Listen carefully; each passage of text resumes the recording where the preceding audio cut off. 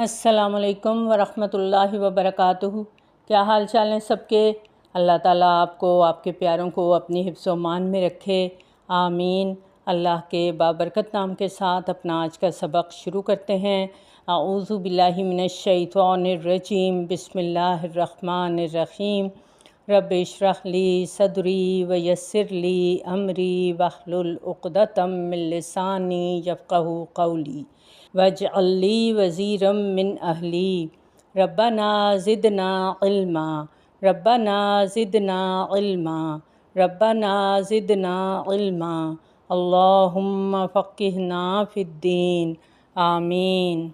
اللہ تعالیٰ کا لاکھ لاکھ شکر ہے کہ اس نے ہمیں مسلمان بنایا اور ہمیں وہ طریقے خود سکھا دیے کہ جن سے ہمیں اس دنیا میں بھی فائدہ ہو اور آخرت میں بھی فائدہ ہو، کیونکہ اللہ تعالیٰ سے بڑھ کر نہ کوئی اس دنیا کو جانتا ہے، نہ ہمارے بارے میں کوئی زیادہ بہتر جانتا ہے۔ ہماری نفسیات، ہماری ضروریات، ہمارا ماضی، ہمارا مستقبل، ہمارا آس پاس، یہ سب کچھ اللہ کے علم میں ہے۔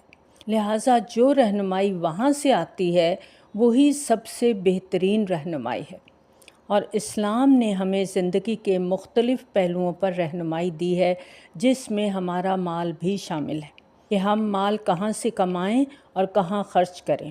ایک حدیث کا مفہوم ہے کہ قیامت کے دن انسان کے قدم حشر کے میدان سے آگے نہیں چل سکیں گے جب تک وہ 5 سوالوں کا جواب نہ دے دے، یعنی 5 کمپلسری کویسچن ہیں جو کہ اس دن انسان سے پوچھے جائیں گے، اور جن میں سے ایک یہ ہوگا کہ اس نے مال کہاں سے حاصل کیا اور کہاں خرچ کیا۔ گویا مال کو کمانے میں اور مال کو خرچ کرنے میں ہم آزاد نہیں ہیں، ہمیں اس کا جواب دینا ہے۔ رمضان کے بابرکت مہینے میں ہم زکوٰۃ، خیرات، صدقات عام دنوں سے زیادہ کرتے ہیں، لیکن اپنی لاعلمی کی وجہ سے ہم اپنے ہی اعمال کو ضائع کر دیتے ہیں۔ نیکی کرنا ایک عمل ہے، لیکن اس عمل کے بعد اس کی حفاظت کرنا، اس کو ضائع ہونے سے بچانا، اس کے لیے محنت کی ضرورت ہے، کوشش کی ضرورت ہے۔ اور یاد رکھیں، اگر ہم نیکی کر کے اس کی حفاظت نہ کر پائے تو سب ضائع ہو جائے گا۔ ہم دنیا میں مال کماتے ہیں نا، تو اس کو ایسے ادھر ادھر تو نہیں پھینک دیتے، اس کو بڑا سنبھال کے رکھتے ہیں۔ گھروں کے اندر بھی ہم نے لاکر رکھے ہوئے ہوتے ہیں، اور بینک میں بھی ہم اکاؤنٹ کھلواتے ہیں، بینک کے لاکرز ہوتے ہیں جہاں ہم اپنے مال کو جمع کرتے ہیں۔ کیوں حفاظت کرتے ہیں مال کی؟ کیونکہ محنت سے کمایا ہے نا، تو ضائع نہ ہو۔ اسی طرح یہ نیکیاں ہم جو محنت سے کماتے ہیں، ان کو ضائع ہونے سے بچانا ہے۔ اور نیکی کرنا بہت آسان ہے، لیکن نیکیوں کی حفاظت یہ ایک مشکل عمل ہے، اور یہی قرآن ہمیں سکھاتا ہے۔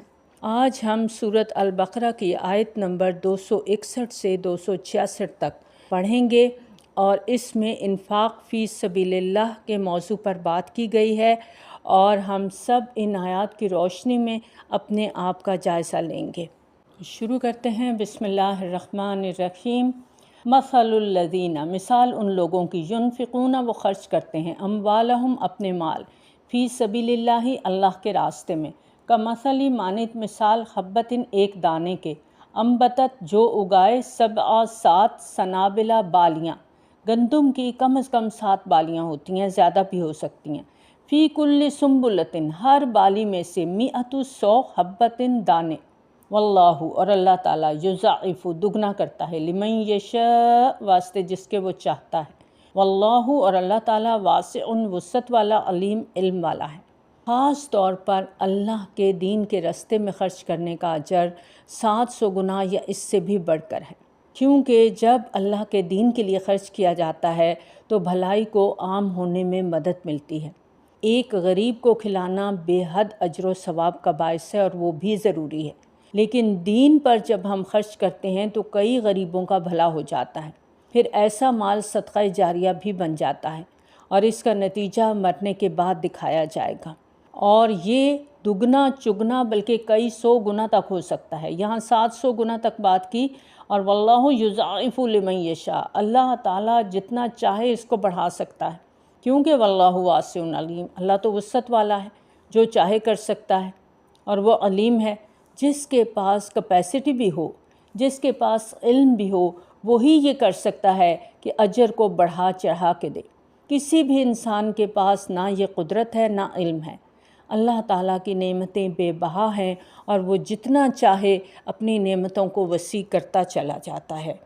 تو جو شخص اپنا مال اللہ تعالیٰ کی خوشی کے لیے دیتا ہے، اس کا مطلب ہے وہ اپنی اس بات میں سچا ہے کہ میں اللہ کو مانتا ہوں اور وہ جانتا ہے کہ اللہ مجھے جزا دے گا، اور وہ یہ بات سمجھتا ہے کہ میری خرچ کی ہوئی کوئی چیز بالکل نقصان اور خسارے میں نہیں ہے، مجھے اس کا ریٹرن ضرور ملنا ہے۔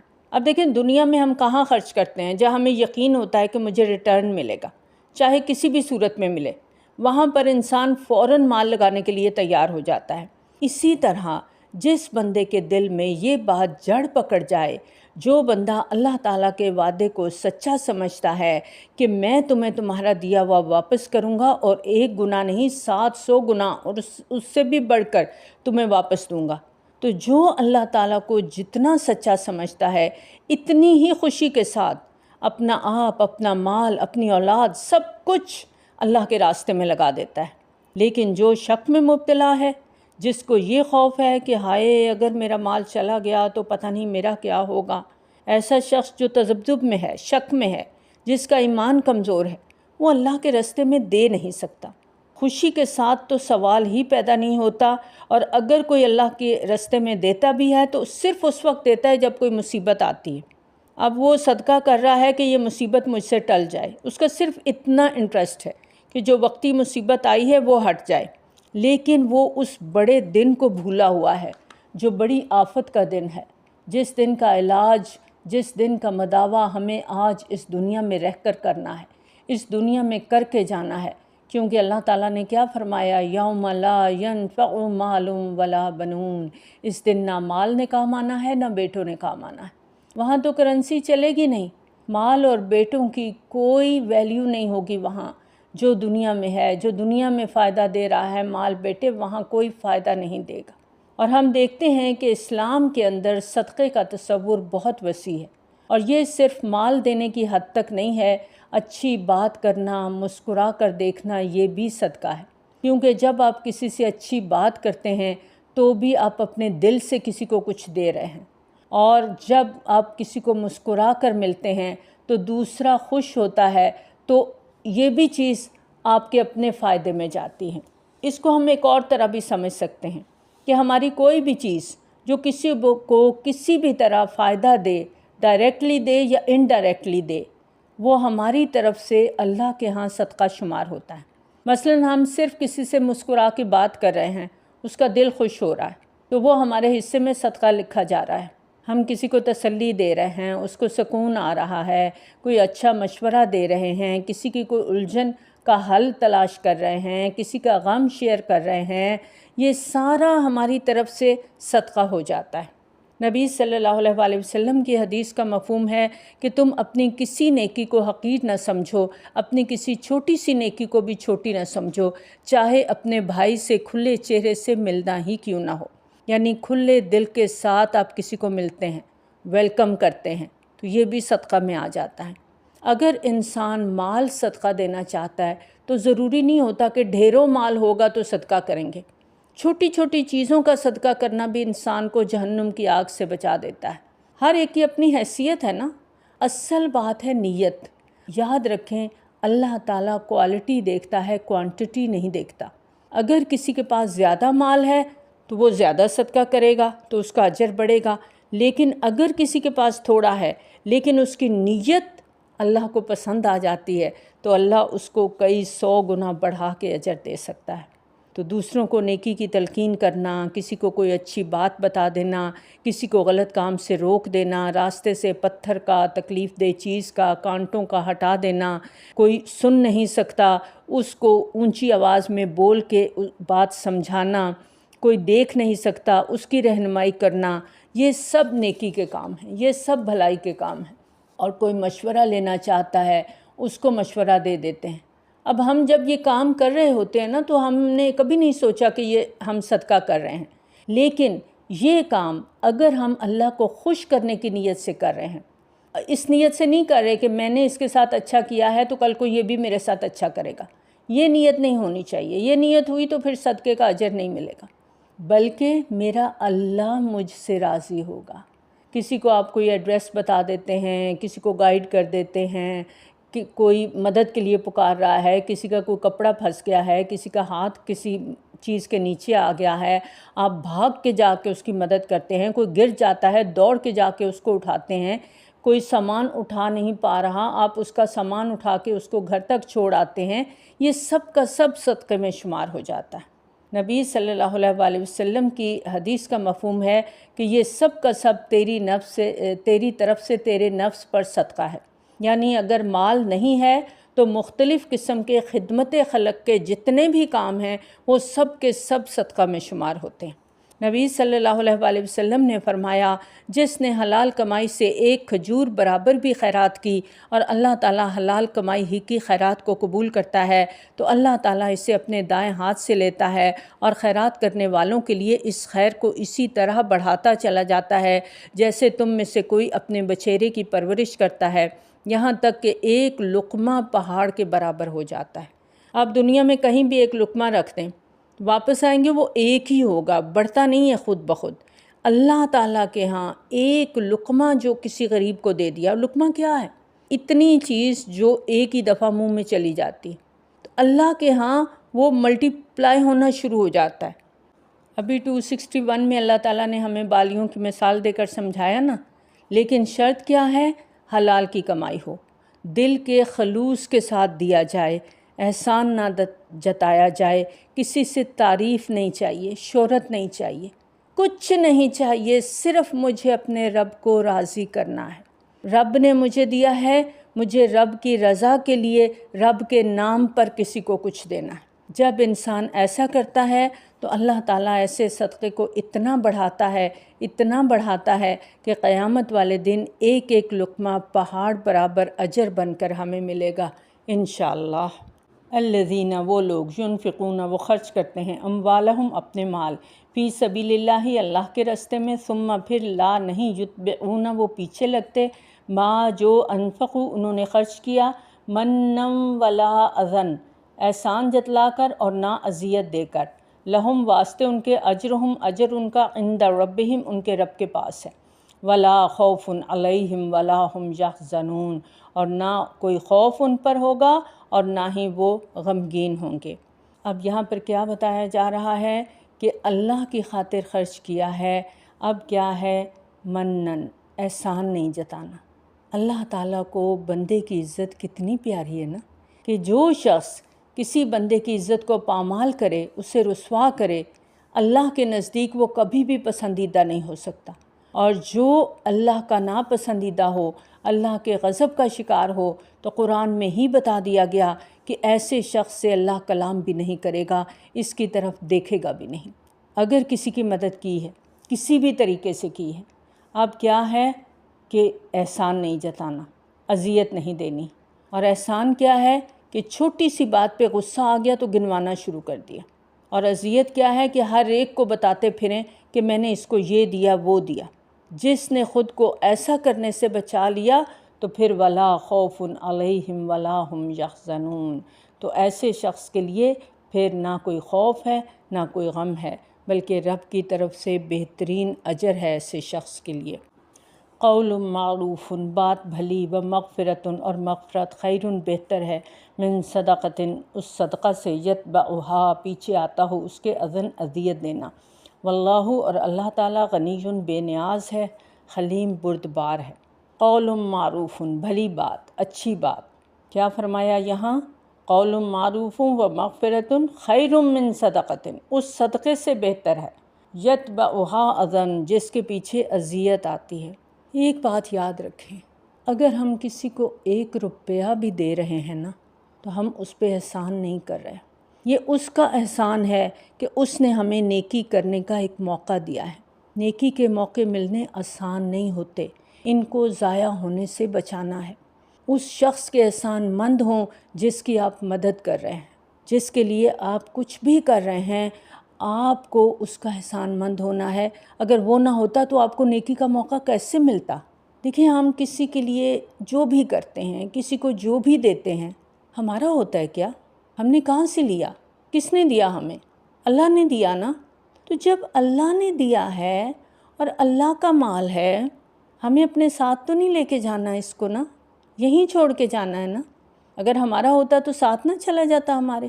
تو اللہ نے دیا، اللہ کا مال ہے، اللہ کے دیے ہوئے میں سے اللہ کے بندے کو دے رہے ہیں، تو احسان جتلانا بنتا ہے، اذیت دینا بنتا ہے۔ بار بار دہراتے ہیں، میں نے تمہیں فلاں وقت میں یہ دیا وہ دیا، تمہارا یہ مسئلہ تھا میں نے حل کیا، آج تم میرے منہ کو آ رہی ہو۔ کتنا ہم کرتے ہیں نا اس طرح۔ کبھی نوٹ کیا آپ نے؟ خاص طور پہ کام والی کی اگر تھوڑی سی مدد کرتی ہے اور ذرا سی بات اس کی بری لگ گئی ہے تو فوراً 1 2 3 4 گننا شروع کر دیتے ہیں۔ تمہاری بیٹی کی شادی پہ میں نے یہ کیا تھا، بچے کی فیس میں نے دی، میں نے یہ کیا، میں نے وہ کیا۔ کبھی اس کی فیلنگ آپ کو محسوس نہیں ہوتی نا؟ جس کو آپ سنا رہے ہیں وہ کتنی اذیت سے گزر رہا ہے، یہ اذیت دینا ہے نا۔ تو اللہ تعالیٰ نے فرمایا ایسا صدقہ مت دو، کسی کو دے کر اس کو اذیت دینا، بار بار احسان جتلانا تو بہتر ہے نہ دو۔ قول معروف، اچھے الفاظ سے معذرت کر لو، بھلی بات کرنا بھی صدقہ ہے۔ اور ایک اور حدیث کا مفہوم ہے کہ نیکی کے کسی کام کو حقیر نہ جانو، چاہے تمہارا اپنے بھائی کو مسکرا کر دیکھنا ہی کیوں نہ ہو۔ یہ جو ہر وقت ہمارا موڈ آف رہتا ہے، ماتھے پر تیوری چڑھائے رکھتے ہیں کہ کوئی آ گیا ہے باہر، اب پتہ ہے مانگنے ہی آیا ہے، تو فوراً اپنی باڈی لینگویج چینج کر لیتے ہیں کہ دوسرا دیکھتے ہی خاموش ہو جائے، پیچھے ہٹ جائے۔ اس کیفیت کو دل سے نکالنا ہے، کھلے چہرے کے ساتھ دوسرے سے ملنا ہے۔ نہیں دے سکتے، آرام سے نرمی سے بات تو کر سکتے ہیں، اور یہی سب سے بڑی نیکی ہے۔ اور یاد رکھیں کہ جب کوئی اپنی ضرورت لے کر آپ کے پاس آیا ہے اور آپ کے پاس اس کو دینے کے لیے کچھ نہیں ہے، تو یہ ہمارے لیے تکلیف دہ بات ہونی چاہیے۔ ہمیں اس سے معافی مانگنی چاہیے کہ سوری، میں تمہاری اس وقت مدد نہیں کر سکتی، مجھے معاف کر دینا۔ نیکی کا موقع چل کے گھر آیا اور میں دے نہیں پا رہی، تو اذیت نہیں دینی، اس پہ ناراض نہیں ہونا، خفا نہیں ہونا کہ میرے اپنے خرچے پورے نہیں ہوتے، تم منہ اٹھا کے روز آ جاتی ہو۔ نہیں، ایسا نہیں کہنا۔ صرف پیسہ خرچ کرنا ہی صدقہ نہیں ہوتا، اچھے طریقے سے، اچھے اخلاق سے، نرمی سے بات کرنا، یہ بھی صدقہ میں شامل ہے۔ اور یہاں بھلی بات کے ساتھ وہ مغفرتن آیا ہے۔ مغفرہ کیا ہوتا ہے؟ معاف کر دینا۔ کیونکہ جب کوئی سوالی سوال کرتا ہے تو بعض اوقات انسان اریٹیٹ ہو جاتا ہے، اور بعض اوقات پھر دے بھی دیتا ہے، لیکن ایسے دیتا ہے جیسے منہ پہ مارا ہے۔ تو یہ کیا ہوا؟ بدلہ ہو گیا کہ وہ آیا، اس نے آپ کو ستایا، آپ نے جواب میں اس کے منہ پہ مار دیا۔ فرمایا ایسا نہیں کرنا، قول معروف، اچھی بات کرو، ومغفرۃ، اور معاف کر دو۔ اور غفرہ کا ایک اور مطلب ہے ڈھانپ دینا، یعنی اگر کسی نے آپ کے پاس آ کر اپنی کوئی ضرورت رکھی ہے، اب کیا ہے؟ اس کا اشتہار نہ دو، ڈھانپ دو۔ اگر خود سے کچھ کر سکتے ہو کر دو، نہیں کر سکتے نہ کرو، لیکن اس کو رسوا نہ کرو، اس کو ذلیل مت کرو، اس کو اذیت مت دو۔ بعض اوقات ہوتا ہے کہ ایک سفید پوش انسان ہے، وہ کسی مصیبت کا شکار ہو گیا، اب اگر اس کی مدد کرتی ہے تو ہمارا فرض کیا ہے؟ بھولے سے بھی ذکر نہ کریں، کیونکہ ایک تو اس میں ریاکاری آ گئی، دوسرے اللہ تعالیٰ نے مدد کی توفیق دی تھی، اب اسے ڈسکلوز نہیں کرنا، کور کر لو، ڈھانپ دو۔ کسی کے لیے کچھ بھی کرو، ظاہر مت کرو، کسی کی ضرورت کا بھانڈا مت پھوڑو، اشتہار نہ دو۔ دیا ہے اللہ کی خاطر دیا ہے، جگہ جگہ ذکر مت کرو۔ اگر دے دیا ہے تو بھی خاموشی، نہیں دے سکے تو بھی خاموش رہو۔ کتنی گہری تعلیم ہے نا اسلام کی۔ اور دیکھیں مسلمان کی عزت اللہ کو کتنی پیاری ہے کہ نرمی سے بولو، بھلی بات بولو، معاف کر دو، ڈھانپ دو، یہ بہتر ہے اس صدقہ سے جس کے پیچھے اذیت ہو، احسان ہو، یاد دہانی ہو۔ اب دیکھیں ہم ہر وقت اللہ سے مانگتے رہتے ہیں، اللہ تعالیٰ نے کبھی جتلایا ہمیں، کبھی گنوایا؟ وَإِن تَعُدُّوا نِعْمَتَ اللَّهِ لَا تُحْصُوهَا، ہم تو شمار ہی نہیں کر سکتے اللہ نے کیا کچھ ہمیں دیا ہوا ہے۔ واللہ غنی حلیم، اللہ تو بے نیاز ہے، اسے تو ضرورت ہی نہیں ہے کہ تم اس کے رستے میں کسی کو دو۔ اگر تم نہیں دیتے تو اللہ کو کوئی پرواہ نہیں، وہ تو غنی ہے، وہ تو بے نیاز ہے، حلیم ہے، حلم والا ہے۔ تم بھی حلم والے بن جاؤ، بردبار بن جاؤ۔ اگر کسی کو دے سکتے ہو دے دو، نہیں دے سکتے تو اس کو اذیت مت دو۔ یا ایھا الذین آمنوا، اے لوگو جو ایمان لائے ہو، لا تبطلوا، نہ تم باطل کرو صدقاتکم، اپنے صدقات کو، بالمنی، ساتھ احسان کے، والاذی، اور اذیت کے۔ آپ دیکھیں آیت نمبر 262، پھر 263 اور اب 264 میں بار بار اللہ تعالیٰ ہمیں تاکید فرما رہے ہیں کہ اپنے صدقات کو مت مٹاؤ، مت ضائع کرو۔ اور کیسے ضائع ہو جاتے ہیں؟ احسان جتا کے، اذیت دے کر۔ اور تیسری چیز، کالذی، مانند اس شخص کے، ینفقو، جو خرچ کرتا ہے، مالہ، اپنا مال، رئاء الناس، دکھاوے کے لیے لوگوں کو، ولا، اور نہیں، یؤمن، وہ ایمان رکھتا، باللہ، ساتھ اللہ کے، والیوم الاخر، اور آخرت کے دن پر۔ تیسری چیز ہے کہ ریاکاری سے بچو۔ ریاکار اللہ کو نہیں مانتا، اسے اللہ سے اجر نہیں چاہیے، اسے لوگوں سے شہرت چاہیے، واہ واہ چاہیے۔ اگر آخرت کو مانتا ہوتا، اسے یقین ہوتا کہ آخرت میں مجھے بڑھا چڑھا کے ملے گا، تو وہ لوگوں کو دیکھ کر یہ ڈیمانڈ نہ کرتا کہ وہ بھی اس کو دیں، اس کا شکریہ ادا کریں، اس کے احسان مند ہوں، اس کے پابند ہو جائیں۔ اگر ہم کسی کو کچھ دے دیتے ہیں یا اس پر احسان کر دیتے ہیں، اور اگر ہم اپنا حق سمجھتے ہیں کہ وہ ہمارا پابند ہو جائیں، کیونکہ میں نے اس پر مال خرچ کیا ہے، اب اس کا فرض ہے کہ میری مرضی سے چلے، میرا غلام بنے، فرمایا ایسا نہیں کرنا۔ جو اللہ کی خاطر دیا ہے تو جزا بھی اللہ ہی دے گا۔ آگے ریاکار کی مثال دی جا رہی ہے، فَمَثَلُهُ، تو مثال اس کی، کمثلی، مانند مثال، صفوان، ایک چکنا پتھر، علیہ، اس پر، تراب، مٹی ہے، فَأَصَابَهُ، تو پہنچی اس کو، وابل، تیز بارش، فَتَرَكَهُ، تو اس نے کر دیا اس کو، صلداً، صاف۔ ریاکار کی مثال چکنے پتھر سے دی جا رہی ہے، یعنی دکھاوے کی حقیقت کیا ہے کہ جس طرح ایک چکنا پتھر ہے جس پہ مٹی پڑ جائے اور تیز بارش آئے تو مٹی دھل کے صاف ہو جائے، ریاکار کا مال مٹی کی طرح ہے، گرد کی طرح، کسی جگہ جم گیا، اللہ کے ہاں نیت خالص سے نہیں دیا تھا، سارے کا سارا مٹ گیا، دھل گیا، گرد و غبار کی طرح اڑ گیا۔ ایک شخص کسی نیکی کے کام میں، فرض کریں کہ 1 کروڑ روپے کا چیک دینا چاہتا ہے، اب وہ باقاعدہ تقریب منعقد کرتا ہے، کئی 100 لوگوں کی موجودگی میں وہ چیک دیتا ہے، ویڈیو بنتی ہے، تصویریں آتی ہیں، اخبار کی خبر تیار ہوتی ہے، میڈیا والے آتے ہیں، اور بار بار پورا دن چینلز پر اس کی ریل چلائی جاتی ہے، پوری جگہ مشہوری ہوتی ہے، لوگوں میں بڑی واہ واہ ہوتی ہے، وہ شخص پھولے نہیں سماتا کہ میں کتنا مشہور ہو گیا۔ پھر کیا ہوا؟ ٹھیک 1 سال بعد اسی ملک میں، اسی شہر میں، اسی ہال میں، کس کو یاد رہا اس کا نام؟ 1 سال بعد کیا، 1 دن کے بعد آپ اخبار کو پتہ کریں کہاں گیا، الماری میں بچھ گیا، پکوڑے ڈال کے بیچ دیے، ردی میں آگ کی نظر ہو گیا، کیا ہوا اس شہرت کا، کہاں گئی؟ اللہ کے لیے تو کیا ہی نہیں تھا، کچھ بھی باقی نہ رہا۔ جن کاموں کو کر کے ہم بہت خوش ہوتے ہیں، اتراتے پھرتے ہیں کہ ہمارا نام روشن ہو گیا ہے، وہ کہاں جاتے ہیں؟ جیسے روشنی ہوتی ہے نا، ایک چمک کی طرح آتی ہے، بجھ جاتی ہے، لوگ نام بھول جاتے ہیں، اخبار رل جاتے ہیں، ٹیلی ویژن پر جو پورا دن خبر چلی تھی وہ قصہ پارینہ بن گئی، ہلکی سی مٹی تھی، پتھر پر پڑی تھی، بارش آئی، سب دھل دھلا کے صاف ہو گیا۔ یہاں خاص طور پر پتھر کی مثال دی گئی کہ اگر زرخیز زمین ہوتی تو کچھ ڈالا جاتا تو کچھ نہ کچھ ضرور اگاتا، اچھی نیت سے اچھی جگہ پر لگاتا تو اچھا نتیجہ پاتا، لیکن ریاکار نے غلط جگہ بیج ڈالا، کچھ بھی نہ بچا، سب صاف ہو گیا۔ لا یقدرون، نہیں وہ قدرت رکھتے، علی شیء، اوپر کسی چیز کے، مما، اس میں سے، جو کسبوا انہوں نے کمایا۔ وہ لوگ اپنی کمائی میں کوئی قدرت نہیں رکھتے، نہ انہیں ثواب ملتا ہے، نہ ہی ان کی تعریف باقی رہتی ہے، نہ ہی اللہ کے ہاں کوئی اجر ان کا باقی رہتا ہے۔ اور انہی لوگوں کے بارے میں سورۃ کہف میں آتا ہے، آیت نمبر 103 اور 104، قُلْ هَلْ نُنَبِّئُكُم بِالْأَخْسَرِينَ أَعْمَالًا الَّذِينَ ضَلَّ سَعْيُهُمْ فِي الْحَيَاةِ الدُّنْيَا وَهُمْ يَحْسَبُونَ أَنَّهُمْ يُحْسِنُونَ صُنْعًا۔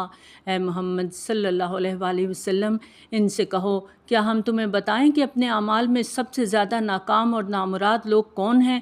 وہ کہ دنیا کی زندگی میں جن کی ساری کوشش راہ راست سے بھٹکی رہی اور وہ سمجھتے رہے کہ وہ سب کچھ ٹھیک کر رہے ہیں۔ یعنی ایک شخص ہے جو بھی وہ کام کرتا ہے، دن رات بھاگ دوڑ کر رہا ہے، لیکن آخرت میں اس کے عمل کا کوئی بھی نتیجہ اس کے سامنے نہ آئے، اس کو کوئی جزا نہ ملے، تو ایسا شخص کام کرنے کے باوجود سخت خسارے میں ہے، ناکام ہے۔ عام طور پر ہوتا کیا ہے کہ انسان دنیا میں کوئی کام کرتا ہے، وہ سوچتا ہے کہ اس کا نتیجہ اسے عزت کی شکل میں، مال کی شکل میں مل رہا ہے، تو وہ بہت مطمئن ہوتا ہے، وہ سمجھتا ہے وہ ایک کامیاب انسان ہے، کیونکہ دنیا میں جب بھی کسی قسم کی کامیابی ملتی ہے تو انسان خود کو کامیاب سمجھتا ہے۔